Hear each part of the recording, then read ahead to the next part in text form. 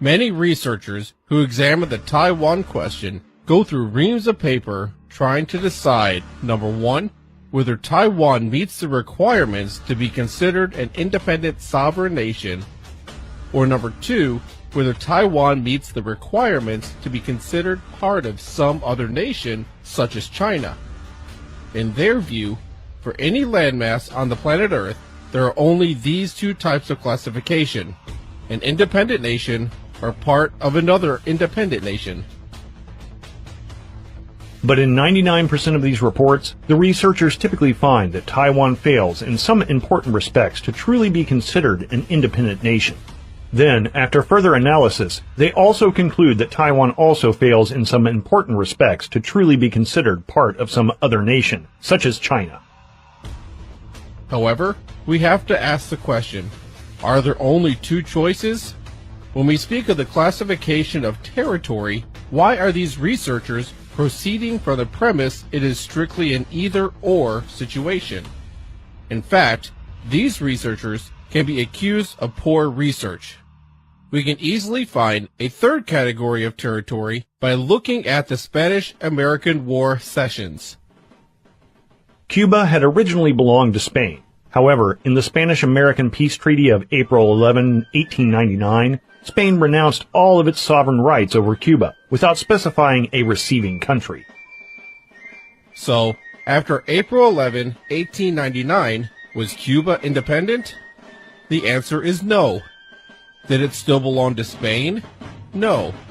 Was it part of some other country? Again, no. Although we know that passports were not commonly used in that era, let's examine the hypothetical situation where a native Cuban person wanted to obtain a passport or other similar travel document in January of 1901. The question we want to ask is, what agency would be the proper issuing authority? For the answer, we have to examine Cuban history a bit more carefully. Looking back to 1898, we can see that there was conflict between Spanish military forces in Cuba and United States military forces on February 15th, and the United States Congress declared war on Cuba on April 22nd. During the war, all military attacks against Cuba were conducted by U.S. military forces, and the Spanish military forces in Cuba surrendered on July 17, 1898. Who has both the responsibility and the right to conduct the military occupation of conquered territory? It is the conqueror, and the U.S. Supreme Court has ruled on this topic on many occasions. In the case of Cuba, the conqueror is the United States. The military occupation of Cuba began on July 17, 1898. The peace treaty was signed in early December and came into force on April 11, 1899. Did the coming into force of the peace treaty mark the end of the military occupation? The U.S. Supreme Court has ruled on this subject too. For territories separated from the mother country via the specifications of a peace treaty after war, the answer is no. The military occupation continues. So, returning to our question, what agency would have the legal authority to issue travel documents to native Cuban persons in January 1901? The answer is the United States military government. A definition of military government is as follows. Military government is the form of administration by which an occupying power exercises governmental authority over occupied territory.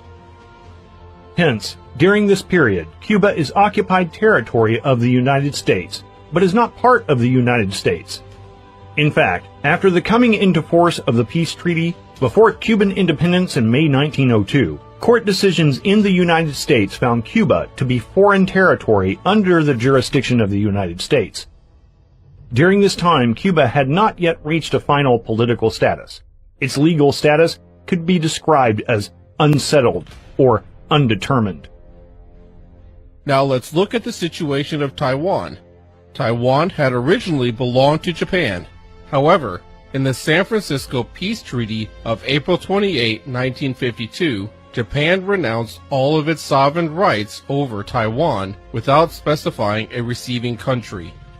So, After April 28, 1952, was Taiwan independent? The answer is no. Did it still belong to Japan? No. Was it part of some other country? Again, no. The delegation of the Republic of China has now decided not to take part to any further proceedings of this General Assembly. Thank you, Mr. The Republic of China was expelled from the United Nations in late October 1971, and the United States broke diplomatic relations on December 31, 1978. A 2008 District Court decision in Washington, D.C. found that the native Taiwanese plaintiffs were essentially stateless and had been stateless for almost 60 years. Moreover, the book, Treaties in Force, published annually by the U.S. Department of State, contains a summation to the effect that the United States does not recognize the Republic of China as a state or a government. But wait a moment. The right to a nationality is a basic human right. If the Republic of China is not a state or a government, it seems extremely curious to say that one of its executive departments could be deemed to be the proper agency for issuing passports to native Taiwanese persons. Well, to say extremely curious is putting it mildly. How about changing that to beyond belief? Indeed, such a situation seems of highly questionable legality. Further proof of this assertion is found by noting that courts are regarding the holders of the ROC passport as being stateless. So, the question we want to ask is, under international law, what agency is the proper issuing authority? For the answer, we have to examine Taiwanese history a bit more carefully. Looking back to the early 1940s, we recall that Japanese Empire attacked Pearl Harbor, Hawaii on December 7, 1941, and the United States Congress declared war on Japan the following day, December 8. Japan began this war in treachery. We shall end it in victory. Taiwan had been one of Japan's overseas territories since 1895. During World War II, all military attacks against Taiwan were conducted by U.S. military forces, and the Japanese military forces in Taiwan surrendered on October 25, 1945. As Supreme Commander for the Allied Powers, I announce it my firm purpose, in the tradition of the countries I represent, to proceed in the discharge of my responsibilities with justice and tolerance, while taking all necessary dispositions to ensure that the terms of surrender are fully, promptly, and faithfully complied with. Who has both the responsibility and the right to conduct the military occupation of conquered territory? It is the conqueror, and as stated previously, the U.S. Supreme Court has ruled on this topic on many occasions. In the case of Taiwan, the conqueror is the United States. However, the surrender ceremonies and ensuing military occupation of Taiwan were delegated to the Chinese nationalists led by Chiang Kai-shek. The military occupation of Taiwan began on October 25, 1945. The peace treaty was signed on September 1951 and came into force on April 28, 1952. Did the coming into force of the peace treaty mark the end of the military occupation? As we stated previously, the U.S. Supreme Court has ruled on this subject. For territories separated from the mother country via the specifications of a peace treaty after war, the answer is no. The military occupation continues. It is also more important to note that with the coming into force of the peace treaty, the Allies have, for all effective purposes, disbanded. However, the role of the principal occupying power goes on. So, let's return to our question. Under international law, what agency would have the legal authority to issue travel documents to native Taiwanese persons in the current era?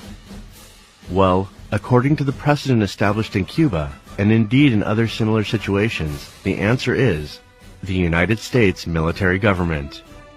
Hence, during this period, Taiwan has occupied territory of the United States, but it is not part of the United States. In fact, Taiwan could be described as foreign territory under the jurisdiction of the United States.